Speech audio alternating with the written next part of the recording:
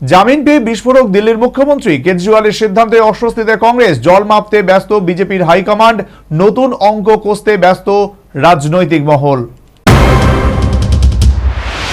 জামিনে জেল থেকে বেরিয়ে বড় ঘোষণা অরবিন্দ কেজরিওয়ালের। হরিয়ানা নির্বাচনের আগে দিল্লির মুখ্যমন্ত্রীর সিদ্ধান্তে রীতিমতো অস্বস্তিতে কংগ্রেস। দূর থেকে নজর রাখছেন অমিত শাহ, জেপি নাড্ডারা। সম্প্রতি আবগারি দুর্নীতি মামলায় প্রায় 6 মাস পর জামিনে মুক্তি পেয়েছেন দিল্লির মুখ্যমন্ত্রী অরবিন্দ কেজরিওয়াল। জেল থেকে বেরিয়ে প্রথম ভাষণেই ঘোষণা করলেন মুখ্যমন্ত্রী হিসেবে পদত্যাগের কথা। রবিবার দুপুরে দলীয় বৈঠকে কেজরিওয়াল ঘোষণা করেন 2 দিন পরেই তিনি মুখ্যমন্ত্রী হিসেবে পদত্যাগ করবেন। শুধু তাই নয়, যতদিন না জনতা তাকে আবার ভোট দিয়ে জেতাবেন তিনি এই আসনে ফিরবেন না। আম জনতার ভোট দিলেই প্রমাণ হবে তিনি সৎ। मैं दिल्ली की जनता से पूछना चाहता हूं, मैं देश की जनता से पूछना चाहता हूं कि क्या केजरीवाल ईमानदार है कि गुनहगार है। दोस्तों,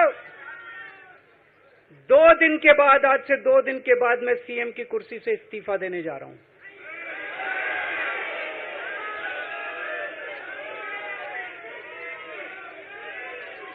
और मैं तब तक सीएम की कुर्सी पे नहीं बैठूंगा जब तक जनता अपना फैसला ना सुना दे। मैं जनता के बीच में जाऊंगा, गली गली में जाऊंगा, घर घर में जाऊंगा, और जब तक जनता अपना फैसला ना सुना दे कि केजरीवाल ईमानदार है, तब तक मैं सीएम की कुर्सी के ऊपर नहीं बैठूंगा। তার এই সিদ্ধান্তে রীতিমতো সরগরম রাজনীতির ময়দান। কেজরিওয়ালের সিদ্ধান্ত নিছক নাটক বলেই কামান দাগছে বিজেপি শিবির। তবে বিষয়টিকে সহানুভূতির দৃষ্টিতে দেখছেন জাতীয় স্তরের জোট সঙ্গীরা। সাপেক্ষে জামিন পেয়েছেন, এটাও একটা নাটক যে যখন তিনি ইয়েতে ছিলেন, জেলে ছিলেন, তখনই পদত্যাগ করা উচিত ছিল। এটা একটা রেকর্ড যে এই দেশে তো এমনটা হয়নি যে জেলে থেকে মুখ্যমন্ত্রিত্ব চালিয়েছেন কতটা। আর এখন জামিন পেয়েছেন শর্ত সাপেক্ষে, এখন তিনি পদত্যাগ করছেন। এটাতে আঁচ করা যায় যে তাদের পার্টির ভেতরেও কিছু সমস্যা চলছে। কোনো একজন মুখ্যমন্ত্রী, তাকে আর কতভাবে অপদস্থ করা হবে? মুখ্যমন্ত্রী থাকবেন, তিনি অফিসে যেতে পারবেন না, ফাইল সই করতে পারবেন না, এবং ফাইল সই করতে হলে গভর্নরের অনুমতি নিতে হবে। তাহলে আর দিল্লির বিধানসভা, দিল্লির ভোট, মানুষের রায় কি মানে? পাশাপাশি প্রশ্ন উঠছে, তার এই সিদ্ধান্ত শুধুই কি আবেগতাড়িত, নাকি এর পেছনে রয়েছে সুচারু রাজনৈতিক কৌশল? রাজনৈতিক বিশেষজ্ঞরা অবশ্য বলছেন যে দুর্নীতিমুক্ত স্বচ্ছতার বার্তা নিয়ে আম আদমি পার্টির জন্ম, সেই ইমেজ বাঁচাতেই মরিয়া কেজরিওয়াল।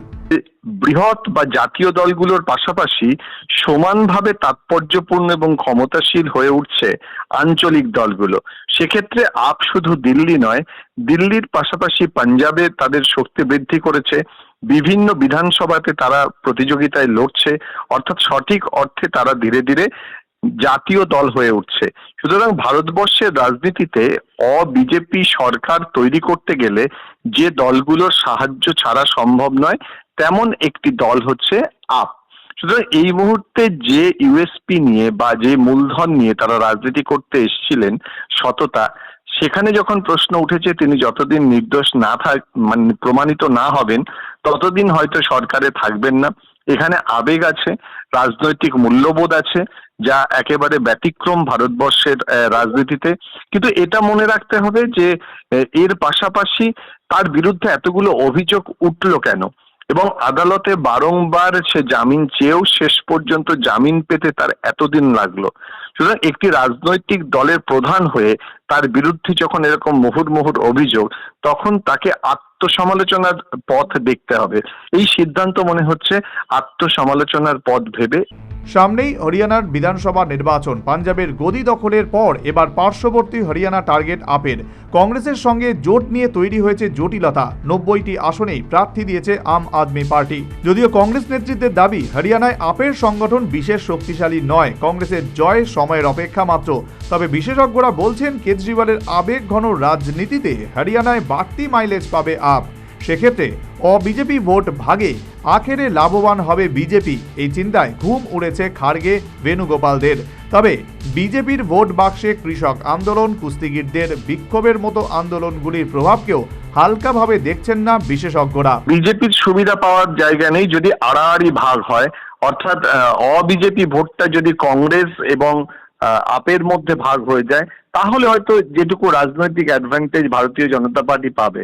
কিন্তু যদি সিট সমঝোতা বা যে ইন্ডিয়া জোটের কথা বলা হচ্ছে, INDA জোট, সেই জোট যদি একসঙ্গে লড়ে বা তারা যদি কম্প্রোমাইজ করে, সেক্ষেত্রে কিন্তু ভারতীয় জনতা পার্টিকে একটা প্রবল বিরোধিতার মুখে এবং প্রতিযোগিতার মুখে পড়তে হবে। বিশেষজ্ঞদের কাটে কে টক্করের আভাসে ভোটের আগে আবারও নিজেদের মাটি যাচাইয়ে মন দিচ্ছে বিজেপি শিবির। এছাড়াও দিল্লির কুর্সিতে তার পরিবর্তে কে বসবে তা নিয়েও চলছে জোর জল্পনা। সব মিলিয়ে কেজরিওয়ালের সিদ্ধান্তের পর নতুনভাবে অঙ্ক কষতে বসেছেন রাজনীতিবিদরা। শুভেন্দু সরকারের রিপোর্ট, নিউজ ভ্যানগার্ড।